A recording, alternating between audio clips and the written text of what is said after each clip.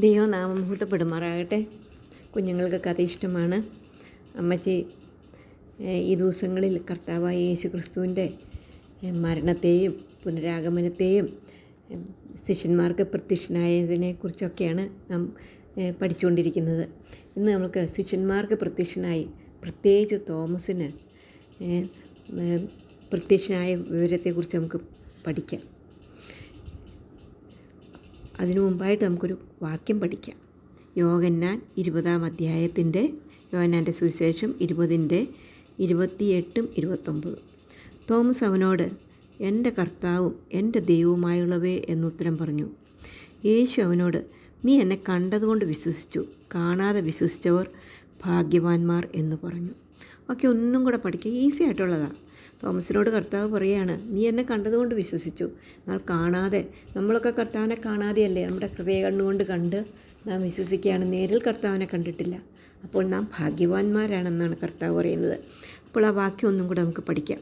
യോഹന്നാൻ്റെ സുവിശേഷം 20-ാം അധ്യായത്തിൻ്റെ 28-29 വാക്യം. തോമസ് അവനോട്, എൻ്റെ കർത്താവും എൻ്റെ ദൈവവുമായുള്ളവേ എന്നുത്തരം പറഞ്ഞു. യേശു അവനോട്, നീ എന്നെ കണ്ടതുകൊണ്ട് വിശ്വസിച്ചു, കാണാതെ വിശ്വസിച്ചവർ ഭാഗ്യവാന്മാർ എന്ന് പറഞ്ഞു. ആഴ്ചവട്ടത്തിൻ്റെ 1-ാം നാൾ നേരം വൈകിയപ്പോൾ ശിഷ്യന്മാർ എല്ലാവരും കൂടി. തോമസ് മാത്രം ഉണ്ടായിരുന്നില്ല, ഒരു ഭവനത്തിൽ ഇരിക്കുകയായിരുന്നു. അവർ യഹൂദന്മാരെ പേടിച്ച് വാതിലടച്ചിരിക്കുകയാണ്. അപ്പോൾ യേശു വന്ന് നടുവിൽ നിന്നുകൊണ്ട് പറഞ്ഞു, നിങ്ങൾക്ക് സമാധാനം എന്ന് പറഞ്ഞു. അത് കഴിഞ്ഞിട്ട് കർത്താവ് തൻ്റെ കൈയും വിലാപ്പുറവും ഒക്കെ അവരെ കാണിച്ചു കൊടുത്തു. കർത്താവിനെ കണ്ടിട്ട് അവർ അത്യന്തം സന്തോഷിച്ചു. അവർക്ക് മനസ്സിലായി ഇത് കർത്താവ് ഉയർത്തെഴുന്നേറ്റു എന്നുള്ളത്. യേശു അവരോട് പിന്നെയും പറഞ്ഞു, രണ്ടാമത് പറഞ്ഞു, നിങ്ങൾക്ക് സമാധാനം. കാരണം സമാധാനമില്ലാത്ത ഒരു ലോകത്തിലാണ് നാം ജീവിക്കുന്നത്. ഇനി അവർക്ക് പ്രശ്നങ്ങളും പ്രയാസങ്ങളും വരുവാൻ പോകുകയാണ്. കർത്താവ് ഇല്ല അവരുടെ കൂടെയുണ്ട്, എന്നാൽ കർത്താവ് കാണത്തക്ക രീതിയിൽ അവരുടെ കൂടെയില്ല. ഇന്ന് നമ്മളോട് കൂടെ ഉള്ളതുകൊണ്ട് പോലെ കർത്താവ് അവരോടും കൂടെയുണ്ട്. അപ്പോൾ കർത്താവ് വീണ്ടും അവരോട് പറയുകയാണ്, നിങ്ങൾക്ക് സമാധാനം. പിന്നെ അവരുടെ അവിശ്വാസത്തെയും കൃതകാരണത്തെയും ഒക്കെ കർത്താവ് സാധിച്ചു അവരോട് പറഞ്ഞു, നിങ്ങൾക്ക് എന്താണ് ഇത്ര അവിശ്വാസം എന്നൊക്കെ അവർ പറഞ്ഞിട്ട് പിന്നെ പറഞ്ഞു, നിങ്ങൾ ഭൂലോകത്തിലൊക്കെയും പോയി സകല സൃഷ്ടിയോടും സുവിശേഷം പ്രസംഗിപ്പിനെന്ന് പറഞ്ഞു. അത് കഴിഞ്ഞിട്ട് കർത്താവ് അവരോട് പറഞ്ഞു, വിശ്വസിക്കുകയും സ്നാനമേൽക്കുകയും ചെയ്യുന്നവൻ രക്ഷിക്കപ്പെടും, വിശ്വസിക്കാത്തവർ ശിക്ഷാവധിയിൽ അകപ്പെടുമെന്ന് പറഞ്ഞു.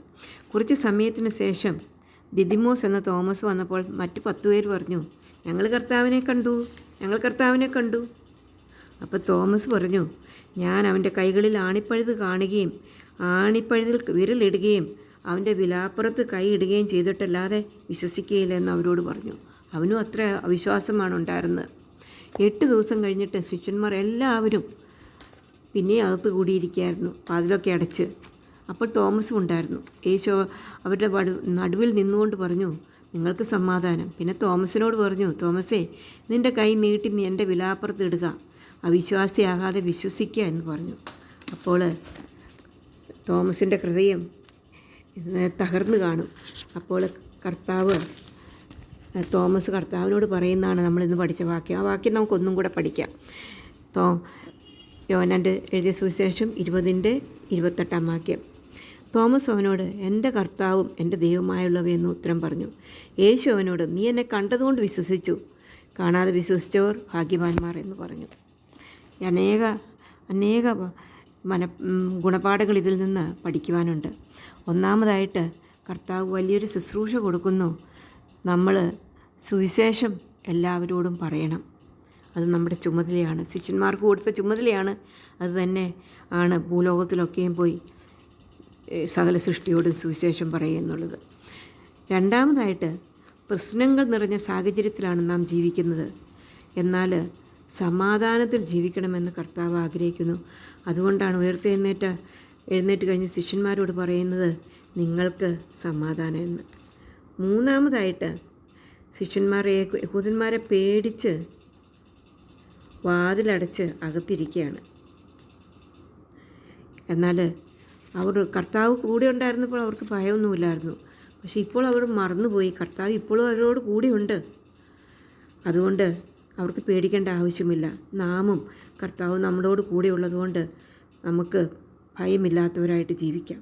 പേടിക്കുവാൻ നമുക്ക് ആവശ്യമില്ല. നാലാമതായിട്ട്, തോമസ് കർത്താവിനെ വിശ്വസിച്ചില്ല. പലപ്പോഴും നാമും തോമസിനെ പോലെ ആകുവാൻ സാധ്യതയുണ്ട്. അതുകൊണ്ട് നാം സൂക്ഷിക്കേണ്ടത് ആവശ്യമാണ്. അഞ്ചാമതായിട്ട്, കർത്താവ് ദൈവമാണ്. അടച്ചിരിക്കുന്ന വാതിലിൻ്റെ അകത്ത് വന്നതുകൊണ്ട് ഒരു പ്രാവശ്യവും കൂടെ ശിഷ്യന്മാർക്ക് അത് മനസ്സിലായി. ആറാമതായി, തോമസിനെ ദേഷ്യപ്പെടാതെ കർത്താവ് സ്നേഹത്തോടെ തൻ്റെ വിലാപ്പുറവും കൈയും കാണിച്ചു കൊടുക്കുന്ന ദൈവമാണ്. നമുക്ക് പ്രാർത്ഥിക്കാം. സ്നേഹവാനായ ദൈവമേ, ഈ നല്ല സമയത്തിനായിട്ട് ഞങ്ങൾ നിന്നെ സ്തുതിക്കുന്നു. ഞങ്ങൾക്ക് തന്ന വചനത്തിനായിട്ട് സ്തോത്രം. ഞങ്ങൾക്ക് തന്ന സമാധാനത്തിനായിട്ട് സ്തോത്രം. കർത്താവെ, അങ്ങ് വാഗ്ദത്തം ചെയ്താണ് ഈ സമാധാനം. ആ സമാധാനത്തിൽ ജീവിപ്പാൻ ഞങ്ങളെ സഹായിക്കണം. ലോകത്തിലോ ഭൂലോകത്തിലൊക്കെയും പോയി സകല സൃഷ്ടിയോടും സുവിശേഷം പറയണമെന്നുള്ള ആ ദൗത്യം ഞങ്ങളും ഏറ്റെടുത്ത് ജീവിപ്പാൻ ഞങ്ങളെ സഹായിക്കണം. ഞങ്ങളുടെ കുറവുകളെ ക്ഷമിക്കണം, പാപങ്ങളെ ക്ഷമിക്കണം. പ്രാർത്ഥന കേട്ടുകൊണ്ട് സ്തോത്രം. യേശു കർത്താവിൻ്റെ നാമത്തിൽ താഴ്മവിനയമായിട്ട് അപേക്ഷിക്കുന്നു. ആമീൻ. സ്തോത്രം. ഈ കഥ ഇഷ്ടപ്പെട്ടെങ്കിൽ എന്ത് ചെയ്യണം? ഷെയർ ചെയ്യണം, സബ്സ്ക്രൈബ് ചെയ്യണം. ഓക്കെ കുഞ്ഞുങ്ങളെ, bye bye. May God bless you all.